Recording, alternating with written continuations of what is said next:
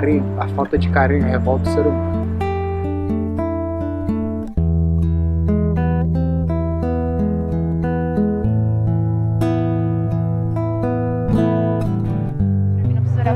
Valeu, eu sou Alessandro e eu tô na rua desde os 12 anos de idade. Sempre eu procurei estudar e tudo mais, mas acontece que minha família tem drogado e bandido. Eu tenho um sonho que é estudar e um dia me formar, jornalismo, igual vocês. Eu fui atropelado em Botafogo em 2005. Eu fiquei mal, a brigadeira de roda e tudo. Aí o doutor Sidney me botou na demolida. Você há quanto tempo na rua? Eu era 10 anos de idade. Então eu me separei por amor. E estou sofrendo por dor, mas me separei por amor. Vou te falar a verdade, eu sou aposentado. Mas roubaram meus documentos. Eu não tenho como tirar um centavo. O dinheiro está preso no Santander. Estou querendo comprar miojo. Eu tenho uma companheira. Eu estou querendo comprar miojo para levar para ela fazer lá para mim. Hoje eu tenho miojo. Eu sou mesmo R$1,50 cada miojo. Vivendo no Relentos. É horrível. É horrível. Nosso país está tomado pelo grande, né? Tipo, como é que o Raul Seixas canta, Al Capone. Vê se tu te emenda. Então, tá a mesma coisa. Chicago não aguenta, o Rio tá assim, cara. A polícia é boa, sabe onde? Na Zona Sul. A polícia é boa na Zona Sul. Copacabana, Leblon, lá, coisa para os ricos. Os pobres são agressivos, são ignorantes, são truculentos. Tá entendendo? Os pobres. Pô, tu vai na comunidade, a polícia na comunidade, pelo amor de Deus. Se ele botar um galpão, sem muita regra, ó, vocês podem vir aqui dormir, tomar um banho, fazer o... As pessoas vão se reconciliando que, pô, vão querer parar, cara. Na rua é bom. O que ainda não viu na rua? Muita covardia, muito crime. É luta mesmo, é luta. Vida de rua é luta. E não é fácil não, pode perguntar a qualquer nós que mora na rua. Uma dica pra vida, amar. Amar. As pessoas mais mansas, o mundo precisa de mais amor. De menos dor, e mais amor.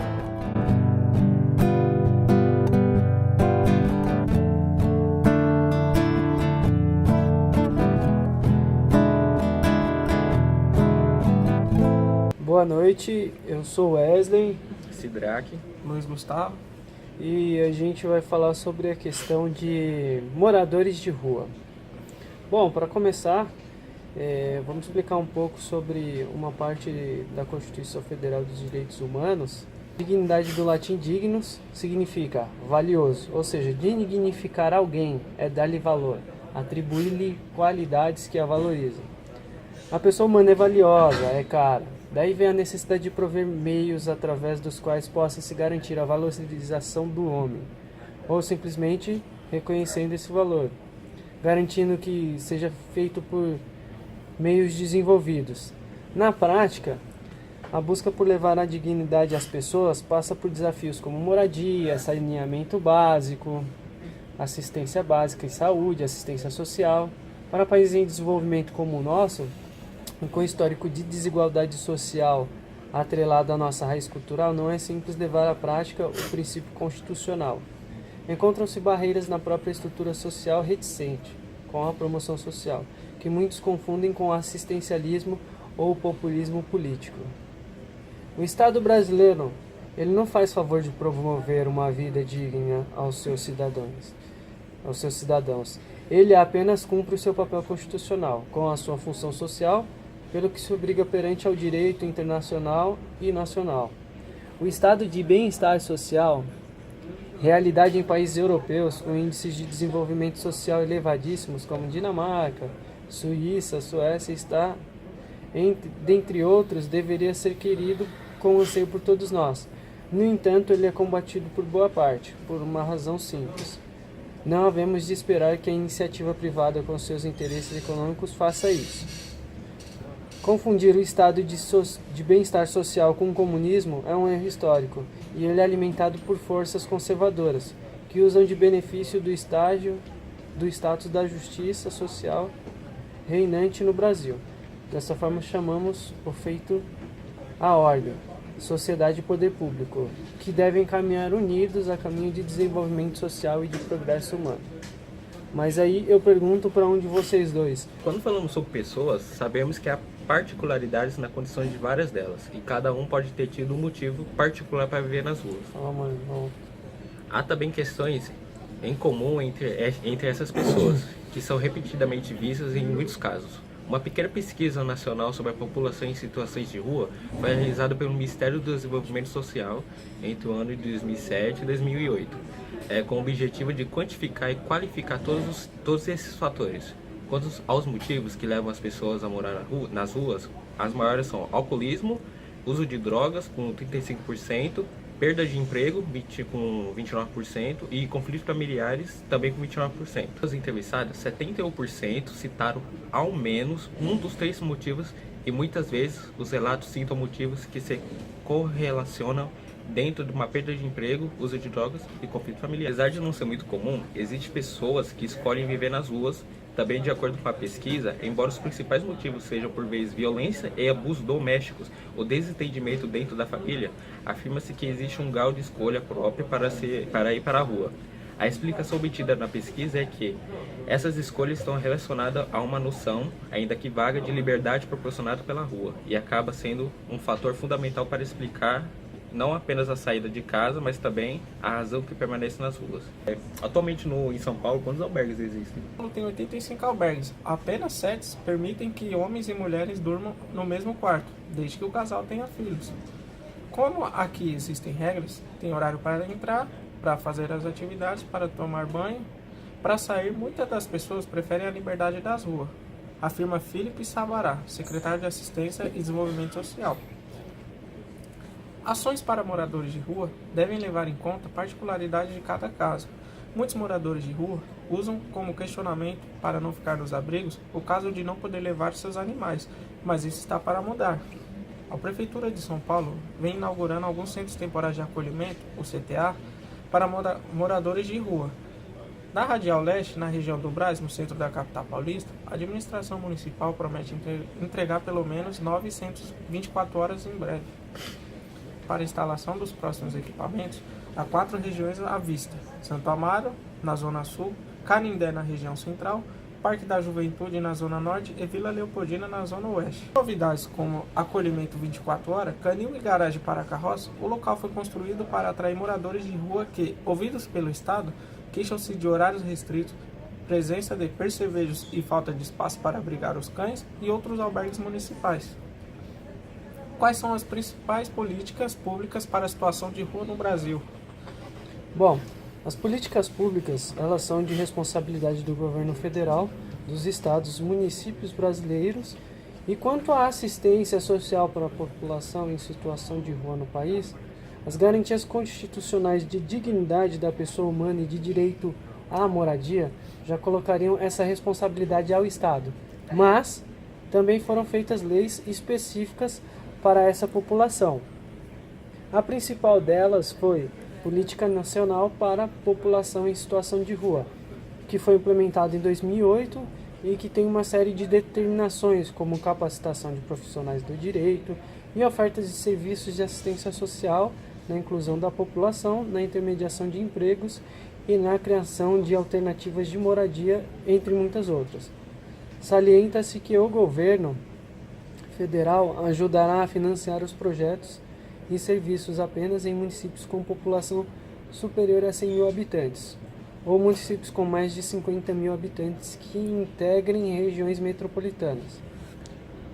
Bom, além dessas medidas que serão tomadas para melhoria e até para erradicar um pouco essa situação dos moradores de rua, em 2015 foi criado o Centro Público de Direitos Humanos de Economia Solidária, que visava fomentar a criação de cooperativas de pessoas em situação de rua. E foram criadas também outras opções que visam, ajudar os moradores de rua, que considerar que vai falar agora.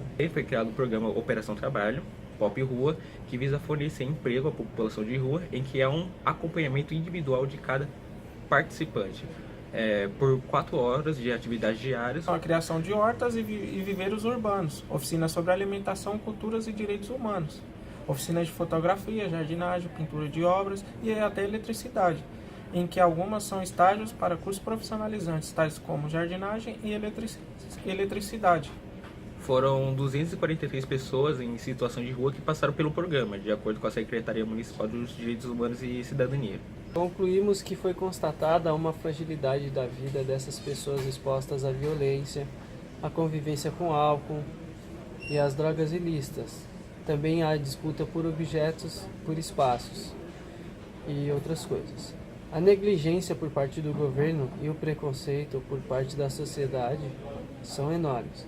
Pessoas que vivem em seu cotidiano em busca por alimentação, sendo essa a sua principal atividade do dia a dia.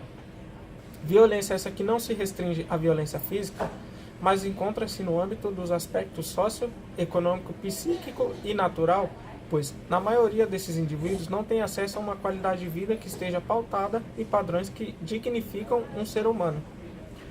Há muitas questões a serem levantadas e uma das principais é que mesmo o morador de rua, ele tem o direito de ir e vir. Ele tem a sua dignidade. Ele tem o poder de escolha de estar ali ou de não estar ali. E esse é um direito que o Estado ele não pode... Não consegue cumprir pela grande demanda. Não pode cumprir. O Estado ele não pode... Desculpa. O Estado ele não pode fazer a escolha do morador de rua. O morador de rua faz a própria escolha dele. Por exemplo, pelos albergues que têm horários restringidos. Uma verdade que deve ser dita é que a população em si, ela precisa ser mais contundente referente a isso, ela precisa ser mais imparcial no seu método de julgar, e o Estado também precisa ser mais assertivo em algumas das suas soluções, né, para prover algum direito fundamental para esses moradores de rua. Minimizar um pouco o preconceito também, que eu vejo também que as pessoas têm certo preconceito com os moradores de rua. Não só isso, a desigualdade social também é um fator bem que pesa muito. Eu acho que as pessoas muito se desmerecem muito por conta de ter mais dinheiro do que a outra, ou pela sua vestimenta já significa que você é algum tipo de pessoa.